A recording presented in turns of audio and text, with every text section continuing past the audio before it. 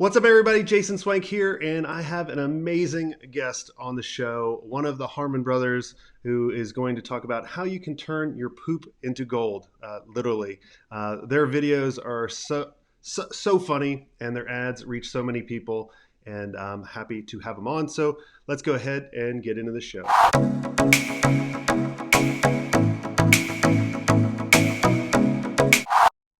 All right, what's going on? Welcome to the show. Thanks for having me, Jason. Glad to be Yeah. on.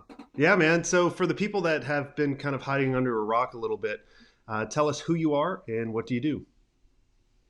I'm Daniel Harmon. I'm Chief Creative Officer at Harmon Brothers, and we're known for ad campaigns like Squatty Potty, Purple, Chapbooks, Poopery, Fiberfix, Lumi, Kodiak Cakes, Camp Chef, all these different campaigns that have helped companies generate over 1.5 billion views and over $400 million in sales. And anyway, that's kind of what we're known for, is mixing some elements of sort of direct response advertising, stuff that gets people to act and buy immediately, with really traditional branding elements and storytelling. And that's kind of our sweet spot. Yeah, and I love that. How did you guys kind of fall into that sweet spot? Because a lot of agencies, they start off and it takes them forever. So, how did you guys progress through that? Sure. For us, it started a little bit with a company called Aura Brush. My brothers were co-founders for Aura Brush. Aura Brush is a tongue cleaner that helps remove the gunk off of your tongue, and that's where 90% of bad breath comes from, is the gunk on your tongue. And so, in trying to market the Aura Brush, they weren't having any kind of retail success at all. And the co-founder, the inventor of the Aura Brush, Dr. Bob, approached my brother about being able to sell online. And and then with the Aura Brush, they made a video that not only educated about how the Aura Brush was cool and how it worked, but it also entertained at the same time. And a lot of the elements that we use in our videos are drawn from just classical sales principles, right? Things that you would use in a door-to-door scenario, things that you would use in telesales, email marketing. It's all very kind of problem solution based advertising. And that was the case with Aura Brush, where it was all based on the fact that people have a problem, a bad breath. They don't want to breathe that onto other people. It's embarrassing. And then the Aura Brush provided a solution where it would clean the gunk off of your tongue. And most people didn't know that, good oral hygiene would include your tongue and not just your teeth, right? Most people know to brush their tongues, but the toothbrush wasn't really designed for brushing your tongue, where this product was. And so it was educating about that, um, adding the twist of the entertainment value and kind of a personality and character with it, and some branding, really. And I think that is a lot of what was missing traditionally through the years on things like commercials, right? That they all kind of felt a little bit cookie cutterish. That they all were in sort of such a similar pattern, that they were mostly distinguished by how different the products themselves were, Hmm. rather than by the personality that was pitching it, or the story that was being told around it. And so, with the success of Aura Brush, they ended up getting distribution in places like Walmart, CVS, Walgreens, Boots. I mean, international stuff all over the place. The company ended up actually being sold to a company called Dentech. And that's kind of where that started. I actually was an employee at Aura Brush as an art director there, where we created over 100 videos over the course of a little over 2 years. And so kind of learned the craft of that. And then later on, when we resigned from Aura Brush, we the first campaign we did was with Poopery. And that one people know for the girl, that's the British girl sitting on The the British toilet, girl. that's saying all those terrible, candid things about her bowel movements and how much they stink, and that kind of thing. But but that's kind of where that formula for us started to solidify.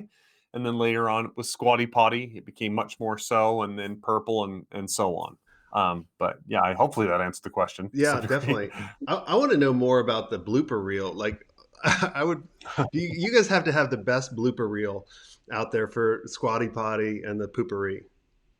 Yeah, for sure. The blooper reels can be pretty insane. There's definitely things that don't make the final cut and should never make any final cut anywhere as we're filming, and you kind of have to allow that creativity to flow a little bit in the moment, knowing okay, we have an editor, so we don't have to get if someone's improving and saying some things that are not going to fly Yeah, not only on TV but online anywhere. You just kind of have to allow those for a moment. Like, give me 1 second here, Jason. I'm going to silence my Slack because it's like bugging at me right now. no So problem. I should have done that earlier. Here, give me 1 second. Settings. You can cut around this, right? I mean, Yeah, sure. No, we don't do sure. any editing here. You don't do Nope. that. No, you're good. Oh, okay. Give me 1 second here. Oh man, where's my? Sorry. Here it is. And pause notifications for 1 hour. There we go. Okay. Just get really So close up anyway, so we can get a nose picture, and then that will be the yeah, thumbnail, get the nose like shot this in there, and then one. we'll be just fine. Yeah, get um, the receding walk hairline and all that. walk us But what I through. was going to say. Oh yeah, go for it. Oh, go ahead. Well, I was just going to answer your other question on the blooper reel. So what happened is when we were filming Poopery, and we were listening to the lines that she was saying. Of course, this is 2013, and so most of us, our perception of what can kind of be done in the advertising space in this way has changed a lot. I mean, obviously, Harmon Brothers has done a lot to change that perception, right? In how you can kind of joke your way through certain taboo subjects. Mhm. If you're writing the right line, you don't want to get super offensive with anything. But as I was listening to the lines that she was saying as we were filming them, I was saying to myself, no one's going to believe this isn't a real ad. They're going to think this is a College Humor sketch. They're going to think this is an SNL thing. That no one's going to think this is an actual ad. And so, my brother that was there at the time, Jeffrey, was like, "Well, okay, think of a solution. What do we do?" And I was like, "Well, I think we have to tell them that it's a real ad." This Like, is not an so on the ad. spot. Well, we didn't do it exactly in that way. While we were on set, I came up with the line that yes, this is a real product, and yes, it really works. And it became kind of a catchphrase in our advertising to some degree, where we see them use it all over the place. We don't use it as much ourselves anymore because we think it kind of sets the viewer off a little bit, or can even be distracting. But to some degree, we feel like that's a good space to be living in. Is if you kind of have to remind people, no, we're not just joking around. This is real. What's going on right now, and it was very effective. I can't remember how many people told me that when they were watching the ad right up until that moment when we said, yes, this is a real product, and yes, this really works, they had actually believed that they were watching some sort of like a spoof or sketch, or some sort of just comedy gig of some kind. Yeah. Walk us, because a lot of people want to understand kind of the framework of how do you, because we all want to create, like, including myself. So, all of my audience is agency owners, and I always like to say we exist to provide a resource we wish we had so we can scale faster, right? And 90% of our content is educational, but Yeah. 10% is supposed to be funny, like humor. Like we talk about what Yeah. does an RFP means, real fucking problem, request for punishment, like Hmm. all these different things we try to put in there. And a lot of people struggle with inner, finding a way to stand out. And you guys have really have a formula or a framework. Walk us through a little bit of that so the people listening can have an idea, be like, okay, this is how I can start, this is how I can kind of morph it, and see if it actually works. Yeah, for us, standing out has a lot to do with just asking ourselves, have we seen this before in the way that we're doing this? I am not one to, admittedly, I'm not one to really follow a whole lot of what's going on in the advertising industry. Meaning, there's a lot of advertisers that are really into things like the award shows, and Oh, don't get me started on that. uh, and I just think you end up advertising to advertisers. You end up trying to please your peers Yeah. rather than actually speak and relate to customers.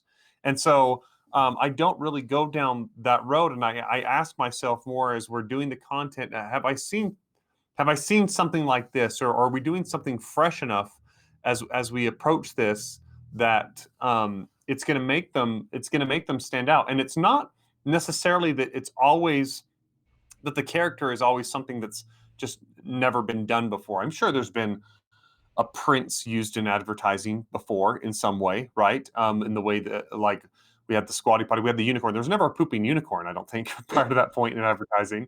Um, but using a prince, I think, had been done before, but in the way that we used it maybe was a little bit different, right? Or the girl on the stall talking directly from a toilet, perched on a toilet. That was something that was very different.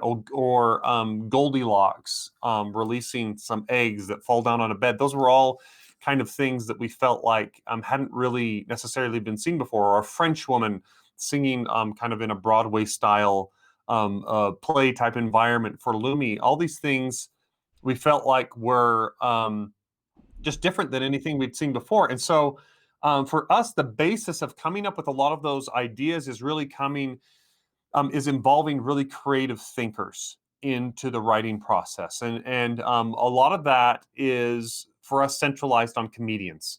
So we're looking not as much for people that are extremely experienced in advertising and marketing. We're looking for people that have a lot of reps and a lot of skill developed in the areas of stand up, improv, and sketch comedy.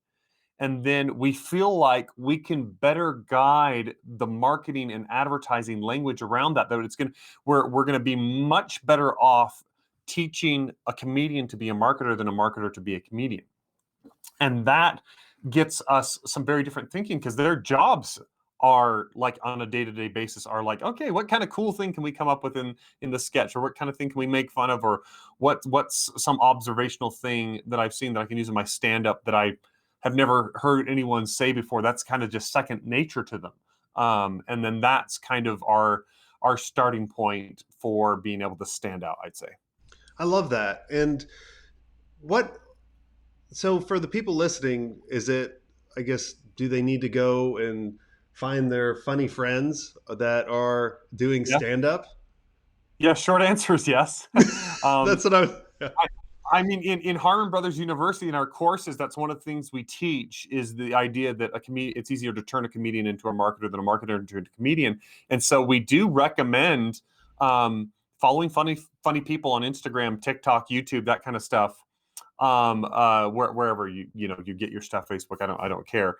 And then kind of looking at the patterns of what they use in their humor and things, but even maybe reaching out to some of these people and seeing if they'd be available to get involved, or maybe going to your local stand-up club or improv group or whatever it is. That there's usually somewhere nearby in your state or your area that some sort of a culture or a community that you can tap into Yep. of people that are already in that world. And I think using them as a resource is really good. And it's not always easy. There are comedians that approach it very much from the standpoint of, like, well, this is art and I'm doing art, and so don't tell me what to do with your advertising stuff. Well, like, at the end of the day, it still has to sell, right? Yeah. It has to move the product, it has to brand, it has to do all those things. And it can't just be funny, and it can't be tangential all the time from the messaging. There's ways that you can kind of channel that creative energy to be more productive for what you're doing.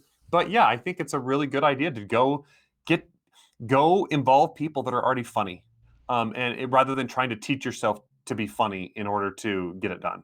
Oh yeah, that would be horrendous. That would be really bad for a lot of people.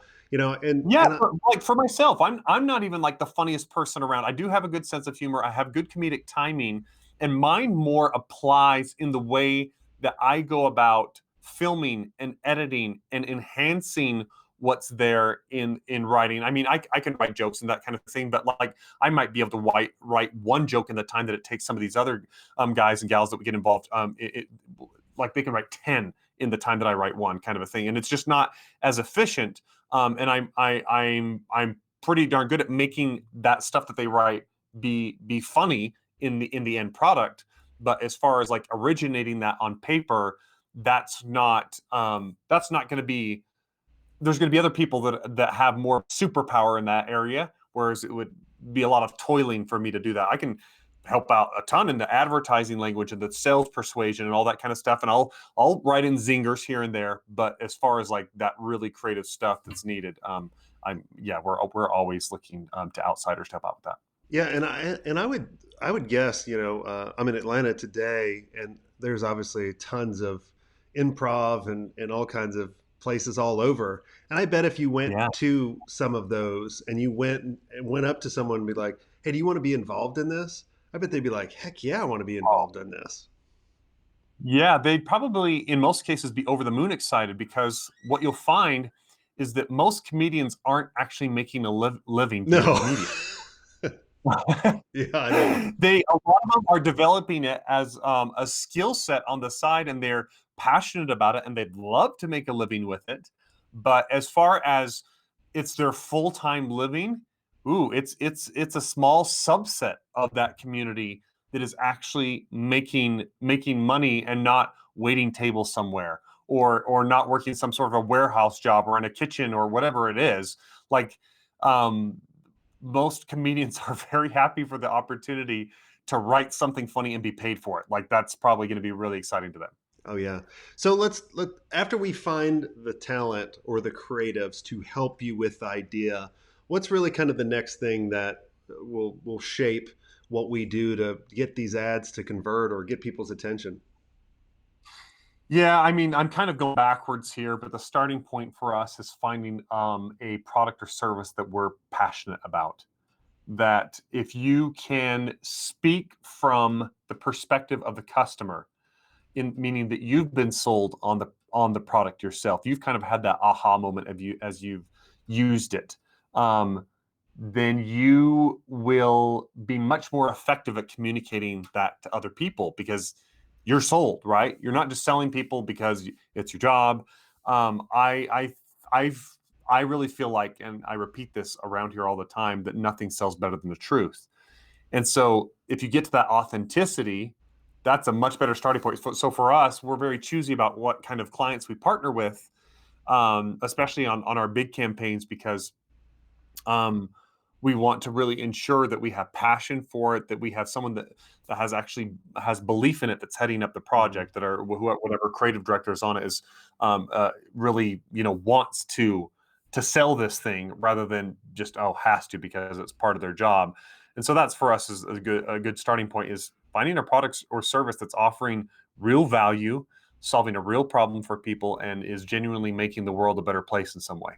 Yeah, I remember we were talking in the pre-show about Daryl Eves, your producer for Squatty Potty, and I remember him telling me how he was trying it out before he would actually do it. He's like, it actually works, and Yeah. it Yes, was it pretty does. funny. Yeah, yeah. That's essential to it. We have people that are mailing us their products, um, uh, on fairly regularly. We see new stuff come through the door, and just so we can get our hands on it, start experimenting with it, and start falling in love with it, or just being like, you know what, this isn't so good. I remember a food product that came through the door the other day, and it was several different flavors of this particular kind of it was a snack cookie or something like that, and I tried one and another one, and I was just like, no, I just can't get behind this one. I'm not liking this. I'm not seeing how we could sell this because this doesn't taste great to me. And anyway, Yeah, that's kind of the process we go through. very cool. So now that we have passion behind the product, we've hired the creative team. What are the things that you've seen that will make something sell, make an ad actually work? Yeah, so some of them are to relate with the customer in their pain. If you can dive into the problem that they're experiencing, and you can effectively capture in video what that pain looks and feels like, then you're relating with them, and then they're perfectly set up to the solution, which is what your product or service that you're Mhm. selling is going to be providing. So I think in the case of, for example, let's just take FiberFix for example. When we did our ad for FiberFix, FiberFix it's a fiberglass wrap or tape that essentially can fix almost anything, and it's 100 times stronger than duct tape, and it's stronger than steel by the time it all sets and hardens. And we go through this scenario of a guy on a Saturday that has a broken, sink underneath. Like something leaking underneath the sink. So he goes to get the part of at the hardware store, and he comes back and realizes it doesn't work, and goes back to the hardware store, and all this he misses all this time with where he could be watching football, as opposed to if he would have just had the fix there with FiberFix, where he could have just Mm. immediately taken care of that on the spot, then he would have been in really good shape. And so that made the pain very relatable, to the situation that people face. And so I think that's one of the best ways, to speak to people, is the specificity of what the customer goes through in the way of, the problem that they face, and how the solution for the product relates to that. Yeah, that's one of the things that we always ask when people engage with us or whenever we chat with them or in any of our Facebook groups is like, what's the things that are keeping you up at night? Or one of the things we did in Mm. one of our communities is like, what's the dumbest request you've ever gotten from a client? And then they'll just, oh, I mean, it's literally you're reading some of these and you're like, yep, check mark, check mark, check mark. So I guess my next question from you, and obviously don't name the client, but what's the dumbest thing someone's ever asked you for as a client? Oh gosh, I tried to erase those moments from my brain to some degree. Um, oh, the dumbest request. I think sometimes some of the dumber requests come when they try to force, and it's never actually, I don't think, happened in our case, but when they try to say, "Oh, you should really cast this person as the lead in a role," and specifically they're thinking of like a celebrity, and we're like, A, that is nowhere near your budget, so you can't go there. B, whether or not they'd even want to be involved, that's a whole nother question. And C, they're probably not even right for the part, even though you think they are, kind of a thing. So I'd say that's one of the funnier things that sometimes happens, is that when the client's like, "Oh, we should, if you really got Tina Fey to Yeah, go or Tom come be in Cruise. pitch for this," like, well, wouldn't that be great? Well, yeah, that'd be awesome if you could do that. Maybe we should ask, American Express how they pulled that off. Oh, wait, they had billions of dollars. That's how they pulled it off. That's kind of one of the funnier requests that comes through. And sometimes um, I'd say the bigger mistake that we sometimes see clients make is just focusing on the wrong things. And by that, I mean a feature or an aspect of their product or service that's really important to them and they think is really cool. But when you actually listen to the customer base of what's the most important to them, what's the problem it's solving, it might be almost a little bit distracting. It's might maybe not even something that needs to be brought up. And they're just like, oh, we really want this to be a part of it because we're doing this long form ad and we're going on for 2 or 3 minutes. So surely you can find a way to fit this in. It's like, it doesn't matter about the length. You still got to keep things focused, right? Yeah. And so that's another thing that happens sometimes, is people just wanting to stuff everything possible into it. So, and that happens to all of us creatives, right? The Hmm. client thinks they actually know better than us. Yeah. um, I And remember sometimes they do. Sometimes they do. sometimes, but I remember we were doing a campaign for Proline boats, and this was in 2003 when Flash was really popular, but we still had dial Yeah. up. And they Yep. wanted to put a 4-minute video of us chasing their boats in a helicopter on the homepage. And I was like, you got to be kidding me. Like, how long is this like going to spin if you remember the spinner, right? Oh my gosh. So, how do you get around when clients do ask for something that you know is way off? How do you reel them back in? Primarily, I usually try to explain it in terms of data. So if we have any data from prior campaigns that can point to the fact that they're going down a direction that's not going to be good for them, then we can illustrate that with stuff we've done in the past. And then that kind of takes some of the subjectivity out of it, makes it a little bit more objective. So if you have data to rely on to show the client, okay, that's not quite right. And the other one is sometimes it is on a gut level and you just kind of know, like, no, that's not going to work out. And and I think it's worth having those discussions and falling on the sword on behalf of your client to some degree because they're hiring you to do something that they can't do themselves. Yeah. That's the reason they're hiring you in the first place is because they they know that only have a certain level that they can get to, and they need you to take them to the next level. And you essentially bend over or like just kind of cower to every request that they have because they're the client. I think you're actually doing them a disservice. And so what I ask myself when we have those moments is, am I falling on the sword just because I'm a creative and this is my art and that's what I want, or am I doing this because I think the client is genuinely going to hurt themselves?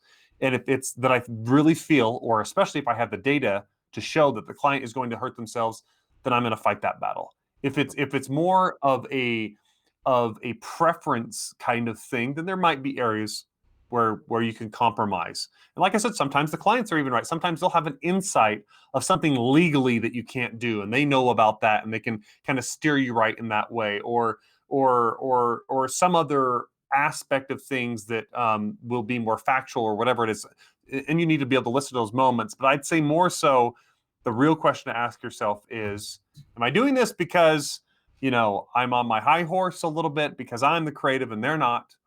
Or am I doing it because I genuinely want to protect this campaign? I want to protect their brand for them. And if that's the case, then it's a battle worth fighting. Yeah, I love it. Well, this has all been great, Daniel. Is there anything I didn't ask you that you think would benefit, the agency owners listening? Yeah. So one thing is for us, where we do so much of the direct sales and direct response style of advertising, and then the branding, I would say when it comes to branding and comedy and being funny and storytelling, that you want to go further and further and further down that road, and have maybe less and less direct response elements the bigger you get as a company and the more competitors you have. When you're early stage and you're very differentiated in your market, then you need to be a lot more clear and a lot more direct in a way. I mean, you can be funny at the same time and stuff, but you need to be really focused on that sale when you're kind of in that startup phase, because you're just educating people on something that's brand new. You're maybe telling them about a product or service that they've never heard of before, and you need to kind of gain that trust initially with communicating clearly about how you solve a problem for them. But as you get further up into the market and you have more competitors, if you think of someone like Nike or Ford or Apple doing a direct response ad of some kind, it would feel really out of place, right? Or Red Bull, like it doesn't make a lot of sense. At that place, you need to be just telling really great stories, and you need to be relating with people emotionally, and just highlighting a benefit in a clever way. But you can't be going through and be like, Yeah. buy now. you can't It can't be the exact same format then, because you're in a different place at a different time. And so I would say, depending on the stage of the company, there's different ways to focus your advertising on that spectrum of from direct response clear over here to branding. You want to be careful of not getting ahead of yourself in trying to be too clever and too funny and too many bells and whistles too soon, as opposed to kind of focusing in on the message that really matters. Yeah, I totally get that because, a lot what happens in the agency world is we look at the biggest agencies in the world. And then the Yeah. little guy or even the medium sized guy, we go, well, we got to do what they do. And, Right. perfect example is looking at their websites. And you Yeah. look at a big agency's website, it is the ugliest, it is the worst thing. There's no conversion point. You can't figure out how to have a conversation with anybody. Like it is Yeah. and we go, we need a big H on our homepage too, Yeah. right? Like, like I'm not talking about Harmon Brothers, but No, I got the dig. It's okay. No right, kidding. yeah, right, got it. You got it. You got the punchline. But we need to model, like you were saying, model how someone actually got there. Yes. Rather than looking at where they're at now and trying to duplicate that, because yeah, you're going to look kind of silly. Yep. There's a time and a place, and you gotta kind of move along that path as the brand grows. Yeah. Tell us a little bit about your guys' amazing course, where Yeah. people can go. Yeah. So essentially, we've developed an entire internal train that we use for our writers, for our editors, for our creative directors, for everybody to be able to create the kind of advertising that we do, brand the way that we do, sell the way that we do. And it's all on harmonbrothersuniversity.com. And it's our entire playbook. We don't hold anything back. We've put it all on there. The exact same internal training that we give here is what we put outward on there. And so, for anyone that wants to learn how to do this themselves as opposed to hire it done, they can go to harmonbrothersuniversity.com and they can sign up for the courses that are there. There's things like the 14-day script challenge, which is basically 2 weeks to get you from a blank page all the way to a script that's ready to film, which is a really cool course. And there's other things like the Easy Ads That Sell course, which kind of gets you into a bunch of different little forms of ad formats that you can put out there on Facebook, Instagram, and so forth. And anyway, it's just been a tremendous resource for people where literally our students have driven millions and millions of dollars by following the principles and learning from these courses. And yeah, I would for sure say for people to check it out, and they might even dive in and learn enough to be like, you know what, I just want to hire you guys instead, and that's fine too. Yeah. It works out both ways. But anyway, that's our entire playbook there for people to learn from if anyone wants to do this, and hopefully it can help some companies out. Awesome. And yeah, they're not sponsoring me, but I just think what they do is really pretty amazing. So go check it out. I do have one last question, because I think Mm-hmm. that this, especially of what you guys have done with Harmon Brothers University. So a lot of people are like, well, why would you put your whole thing out? A lot of agencies think about the same thing. And I Yeah, look at it of going, I think it's a smart decision, because everyone wants to know how, but a yeah, lot of people don't want to know how to do or to actually do it. And then the yeah, second part, I think, and hopefully I'm not taking your thunder from this. The other part is, I bet you probably could pick, like, the people go through it and you're like, man, this guy's really good, or this gal's really good. Let me just hire this person. yeah. Does No, any of that happen? yeah. So it's for both those things. We knew when we were seeing the success that people were going to copy us either way. And so we just said, why not just put it out there and educate people on how to do it right? That eventually some of them will come back to us, and we've seen that for their own campaigns. And then I just have a little bit of the altruistic attitude, and I think we do here internally of, kind of, you reap what you sow, right? And if we put things out there, it'll come back to us in some positive way, even if it's not always measurable. And so I would say we haven't regretted that in the least in going that direction. Awesome. Well, thanks so much for coming on the show. Lots of great takeaways and a lot of fun making fun of each other back and forth. And if you guys enjoyed this episode and you want to be surrounded by amazing agency owners on a consistent basis, where we're making fun of each other, we're seeing the shit that you're doing wrong, and we can actually point you in the right direction. And you want to have a therapy group, I think a lot of it's that, so that we can feel sane and we can actually scale a little bit faster rather than have the shit between our ears, block our growth. I want you guys to go to digitalagencyelite.com, check it out. If it's right for you, do the application, and maybe we'll chat, and then maybe we'll see you on the inside. And until next time, have a swank day.